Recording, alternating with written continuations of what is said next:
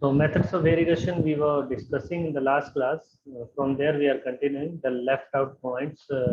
We are talking about in the last class that was uh, your sprinkler irrigation method, and we have some classification of that method according to uh, they are permanent system, semi-permanent, or mobile kind of system.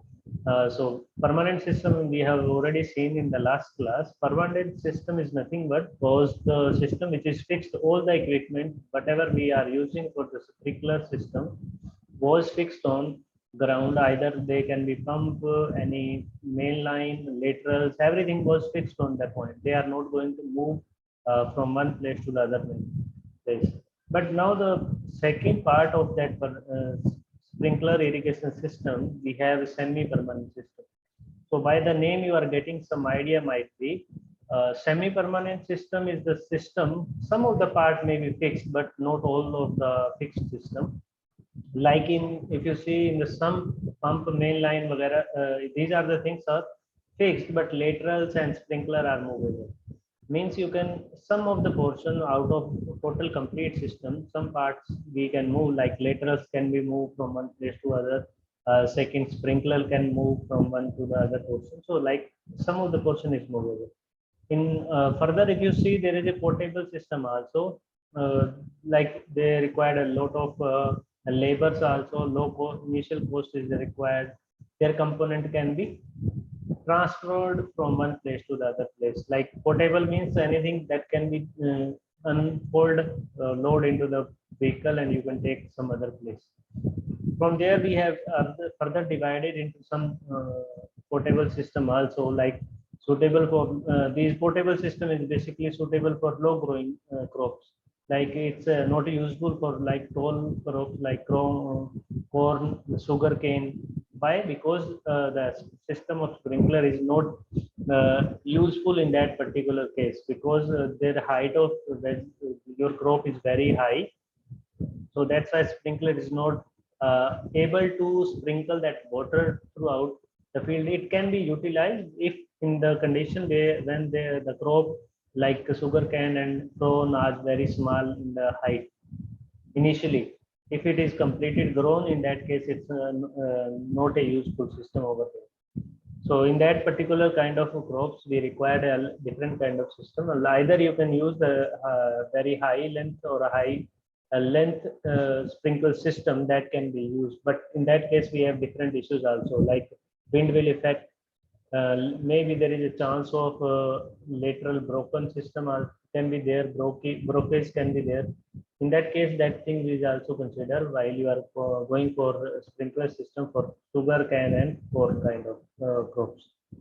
If you go for the mobile sprinkle system, means the thing which is going to move from one place to the other. This is a fixed kind of thing. They are going to move by the tires we have installed with the sprinkle.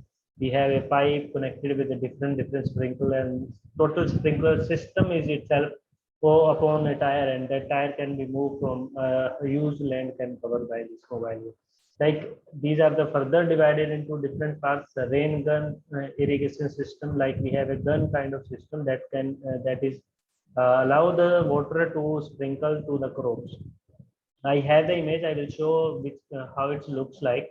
Then we have linear move, then centrifugal system. One by one we will see. So let's move to the further. That is rain gun irrigation system. So as you can see, this kind of system is called rain gun irrigation system. In the diagram, very basic system you can see here. The water is supplying from the bottom side, as it can be a permanent tube well system can be there. Water source can be a tube well, a river, whatever it is, by virtue of which you are collecting the water and supply to the system of sprinkler, and you by using that sprinkler system you allow the water to sprinkle over the crop. Or in generally you see this kind of system in the gardens or orchards, over which, because we are not supposed to sprinkle, because sprinkler system in the field, we have a different kind of system. We have laterals, a lot of laterals there. They are connected by the sprinkler itself, pipes we have. And this kind of system basically it's a flowing of water length is very high. we can sprinkle the water for long distance. So in that case, orchard or grounds, basically, if you see in the cricket ground, you find such kind of things.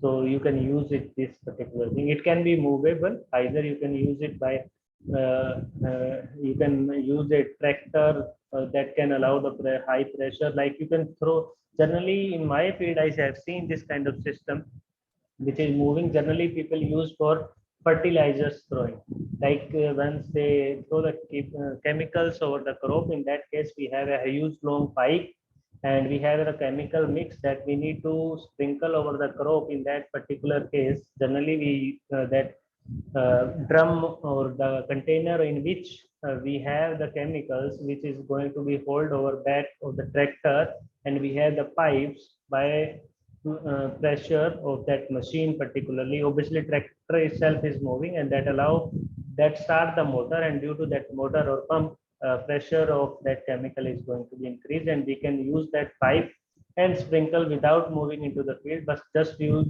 that gun only. By that gun you can sprinkle all over the crop. That is a very handy to use in that particularly today time. Many people use in cotton field crop, generally used in rice, generally the people use, but it's a bit difficult. A single man cannot handle it because pressure is very high, even pipe is very lengthy. So in that case, to take it and go between the field crops, because crop length is also, height is going to be increased day by day. So in that case, it's a difficult to handle by single man, so required even 5 to 7 men to hold that particular system. So as you can see, the thing by seeing the image, I explain each and everything. Otherwise, the technical terms are mentioned here. You can read yourself. Otherwise, no need to read it. Just I explain each and every point that we require to understand particularly about this. So now the lateral move system. What does lateral means? Basically, it's going to move along the field. Fine. So as you can see in the image, again, I always used to explain by the image itself. I'm not going to read the content, whatever I written here. So there are the tires which I'm just talking about. This is the field, and there are the main pipes along which you can see there are small pipes are attached. These are the small pipes. Main pipe is this, which carrying the water, and from behind, obviously, there can be a tubal system. Due to that, continuous supply should be there. And then by using these sprinkles, water is falling over the crops, and that's how it works basically.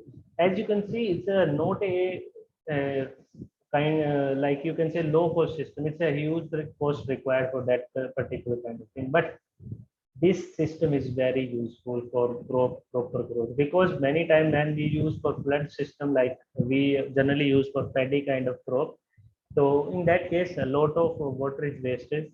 Second thing, this is a very useful compared to that one, because of water is only flowing through the roots here, but here it is going through the plants. Complete plant is going to be having the water, and that water will pass through the surface, and that water is stored into the root zone, and then it will absorbed by the plant root.